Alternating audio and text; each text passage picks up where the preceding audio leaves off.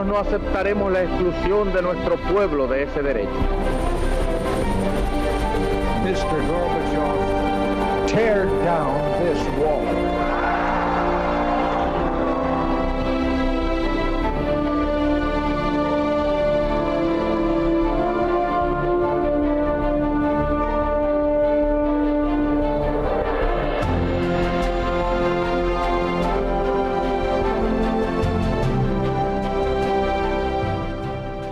Buenas noches, señoras, caballeros. La semana pasada en Madrid el Colegio de Abogados acogía un singular acto que básicamente venía a tratar de defender la compatibilidad entre masonería e iglesia. Aún más, en medios de conocedores ya se avanzaba la idea de que la legislación pronto contemplará como delito el hablar mal de la masonería, una especie de masofobia. Pero bueno, ¿no nos habían dicho que eso de la conspiración masónica era mentira? Pues resulta que no. ¿Qué está pasando que la masonería vuelve a ser noticia? Un vídeo y lo vemos con el profesor Alberto Bárcena, que acaba de publicar un libro precisamente sobre iglesia y masonería. Vamos allá. No es posible explicar la historia del mundo moderno sin hacer referencia a la masonería. Fundada en el siglo XVIII, inspirada supuestamente en los viejos gremios de constructores de la Edad Media, la masonería aparece detrás de todos los grandes cambios que construyeron la modernidad. Fue determinante en la Revolución Francesa y en la destrucción del Imperio Español.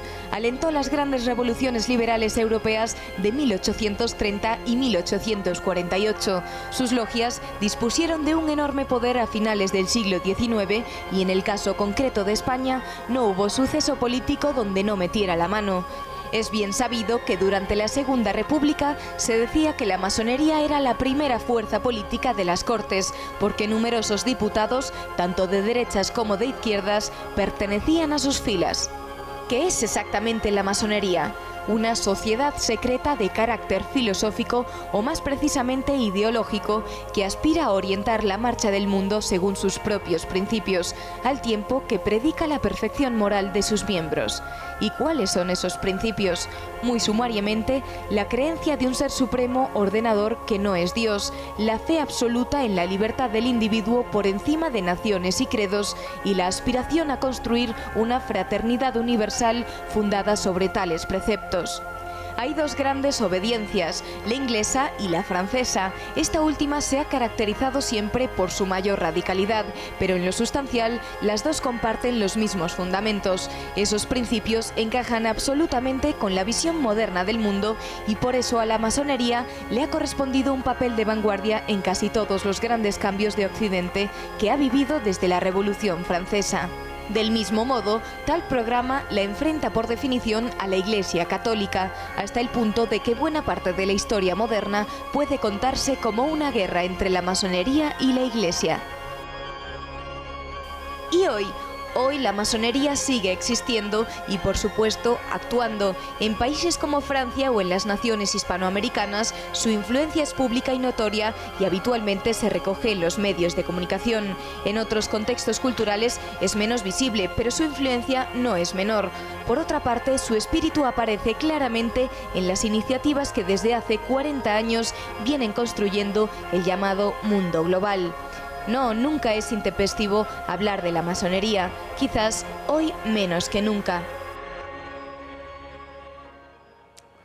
Don Alberto Bárcena, muy buenas noches de nuevo. Bienvenido a Tiempos Modernos otra vez para hablar de un asunto que además es el de tu último libro, de Iglesia y Masonería. Hemos dicho en el vídeo que la iniciativa del orden global de los últimos 40 años, en realidad son más de 40 desde que empezó a construirse esto, y la influencia de la masonería que creíamos periclitada, resulta que no. Estamos viendo ahora que públicamente vuelve a darse a conocer. Ahora están en un pleno proceso de normalización, lo llaman, saliendo del secretismo en el que tampoco se sabe por qué estaban. Porque si es una asociación que está legalizada desde la transición, así es, que lo consiguieron mediante sentencia firme, pero ya están legalizados, ¿por qué tanto secreto y ocultismo? Hace poco veía un titular en el que decía que han tenido el valor los masones canarios de salir del armario masónico. ¿Y por qué estaban en un armario? Nadie les obligaba a estar ahí metidos. Porque estaban en un armario, porque efectivamente. querían estar en él, porque evidentemente... Quiero decir que además todo el mundo lo sabía. Cuando yo recuerdo cuando la Fundación Cibes del gobierno Zapatero saca la educación para la ciudadanía, todo el mundo sabía que era precisamente ese mundo, ¿no? Claro, lo que pasa es que, por ejemplo, ya cuando las grandes decisiones políticas es mejor no dar esa imagen. Ya. Porque realmente que haya una sociedad secreta que marca las pautas de las políticas del gobierno no queda bien, porque en el fondo no deja de ser una prostitución de la democracia, ¿no? Lo fundamental en el curso de los últimos 300 años, por así decir, es el enfrentamiento cerval, y además, es decir, irreconducible entre la masonería y la Iglesia. Lo que hemos visto en los últimos semanas, meses, es el intento de conciliarlas. ¿Es posible conciliarlas, como se pretende desde tantos ámbitos? En absoluto. Y además decía el cardenal Rabasi hace ya un año que había que abrirse al diálogo, que era conveniente abrirse al diálogo entre masonería y Iglesia, pero si ese diálogo se ha dado. Es más, los obispos alemanes, la Conferencia Episcopal Alemana mantuvo 6 años de reuniones con la Gran Logia de Alemania a ver si era posible ya llegar a admitir esa doble pertenencia. Y el resultado es categórico. Publican en el Observatorio Romano los obispos que no, de ninguna manera. La masonería es la de siempre, dicen, y no se puede pertenecer a ella siendo católico. Y la razón es que la masonería parte de la negación de Dios personal. Bueno, ellos dicen que aceptan cualquier clase de religión. Ya. Lo único que no, en la masonería regular, es al estúpido ateo. Pero claro, todo lo que no sea un ateo, el que reconozca al gran arquitecto del universo como divinidad, pues tiene cabida. Pero claro, ¿quién es el gran arquitecto del universo? Desde luego, el Dios de la revelación no es. Eso por supuesto que no. Y según ellos cabe cualquier personalidad, cualquier divinidad, incluso puede ser tomado como algo simbólico, cabe Lucifer también sin ningún problema, en fin, lo que cada uno entienda que es ese gran arquitecto, ¿no? Es un poco el Dios de los deístas, un Dios nebuloso, pero es todavía más amplio en el sentido de que ahí cabe lo que el individuo quiera profesar como propio, ¿no? Y eso que suena, porque nos lo han enseñado ellos durante 300 años, muy tolerante y muy democrático, lo que es la imposición de un dogma relativista que, como decía Juan Pablo II en Centésimos Annus, quien no sea relativista ya hoy en día, quien se adhiere a la verdad, decía el Papa, ya no resulta fiable desde un punto de vista democrático. Esa imposición del dogma relativista parte de ahí y tiene mucho que ver con ese concepto religioso de la masonería. Entendido. Bien. ¿Por qué es peligrosa? Porque fija estrategias, aparte de guardar el secreto, por más que digan que todo es transparente, no lo es en absoluto y sigue sin serlo, ¿no?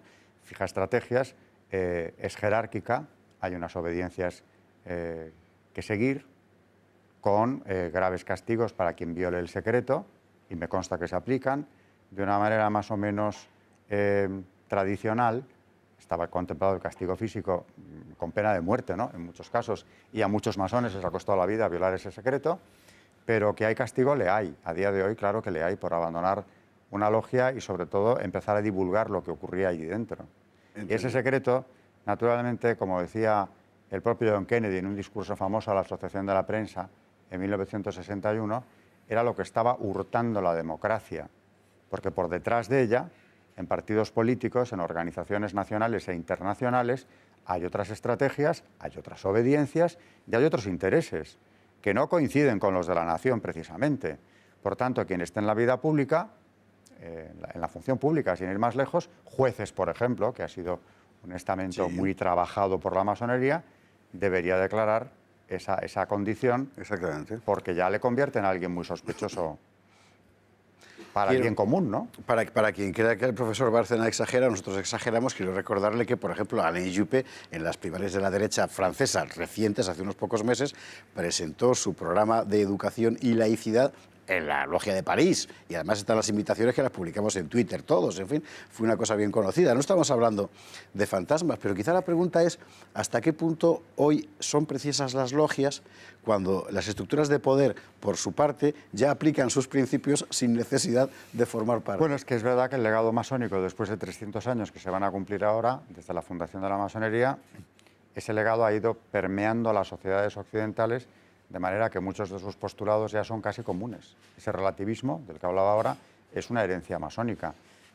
Ahora, las logias siguen teniendo su importancia por supuesto, es la vía por la que promocionan muchos de ellos. Ahora es cierto que hay estructuras por encima de esas logias, de las grandes logias incluso, que tienen un poder mucho mayor.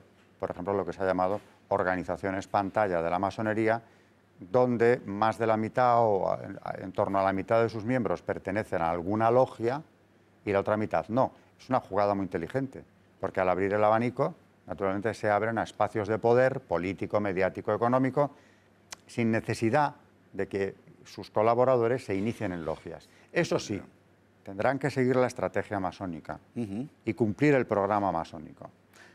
Estamos hablando de las organizaciones vertebrales del mundo global en este momento.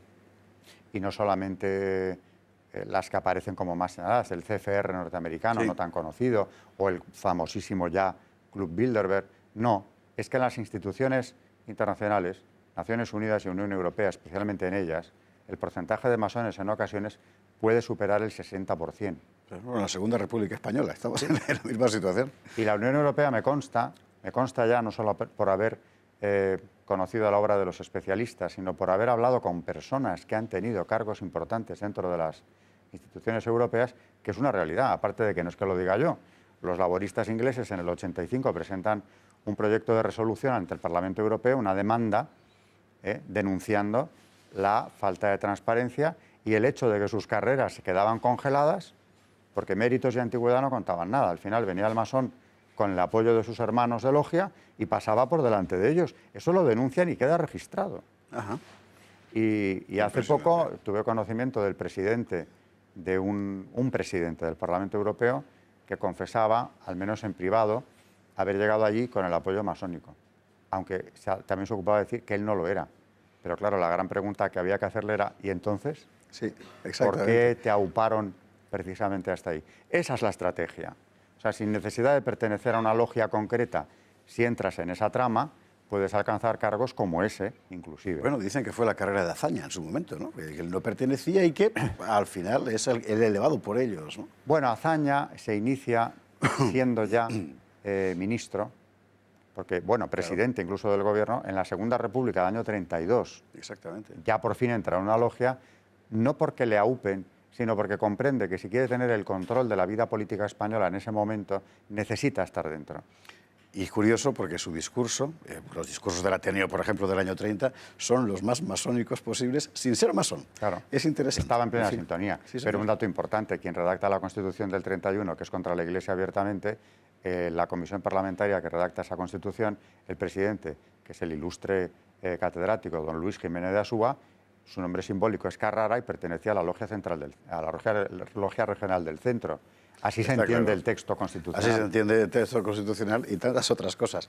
El tema es inagotable. Aquí no lo agotaremos, pero volveremos sobre él. De momento, iniciación, y nunca mejor dicho, al tema de la masonería a partir de este libro Iglesia Masonería del profesor Alberto Bárcena. Volveremos sobre ello. Muchísimas gracias por estar ahí y hasta mañana.